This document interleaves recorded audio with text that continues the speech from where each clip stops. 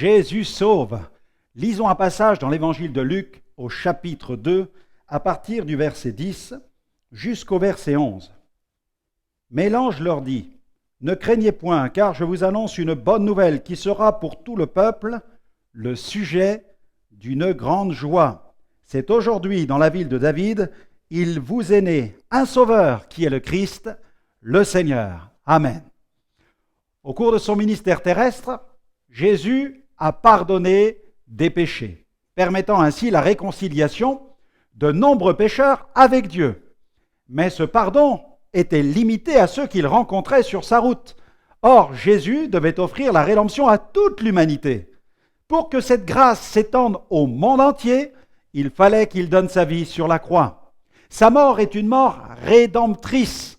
L'enseignement sur la mort expiatoire était facile à admettre pour les Juifs de l'époque, car ils avaient reçu un enseignement sur tous les différents sacrifices. Mais pour les autres peuples, en particulier pour les Grecs, la mort sur la croix représentait une folie tout simplement. Les prédicateurs de ce temps ont alors illustré leur prédication en employant des images qui correspondent à la mentalité de l'époque, la mentalité grecque. Les termes de rachat, de rançon étaient très parlants et faciles à comprendre pour les auditeurs de ce temps. L'histoire qui suit nous permet de saisir plus profondément la portée de ces mots. Un officier de l'armée de Napoléon ne pouvait pas payer ses dettes. Alors un soir, en pleine détresse, il a décidé de mettre fin à ses jours. Il lutta toute une partie de la nuit contre l'idée du suicide et a fini par s'endormir, son pistolet à la main. Le lendemain matin, l'officier était absent à l'appel. Alors Napoléon est allé le rencontrer dans sa tente. Il trouva l'homme endormi avec devant lui une lettre contenant ces mots. « Qui payera ma dette ?»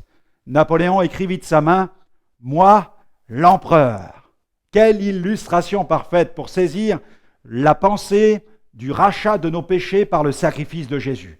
Mais la rédemption, c'est bien plus que le règlement d'une dette ou d'une facture. À cause de notre péché, nous sommes condamnés à mort, mais Dieu a envoyé son Fils Jésus-Christ pour mourir sur la croix à notre place. Et grâce à son sacrifice, nous pouvons désormais recevoir le pardon de Dieu. La rédemption nous offre le plus beau des cadeaux, le pardon de nos péchés, la réconciliation avec Dieu, le don de la vie éternelle, le don du vêtement de la justice. Alors j'ai une question pour vous aujourd'hui. La Bible affirme que c'est par la grâce que nous sommes sauvés, par le moyen de la foi. Cela ne vient pas de nous, c'est un don de Dieu. Mais il ne suffit pas de connaître ces vérités, ni même d'y croire intellectuellement pour être sauvé. Il faut aller plus loin et confier votre vie à Jésus. Voudriez-vous confier votre vie à Jésus-Christ pour avoir une relation personnelle avec lui? Que Dieu vous bénisse.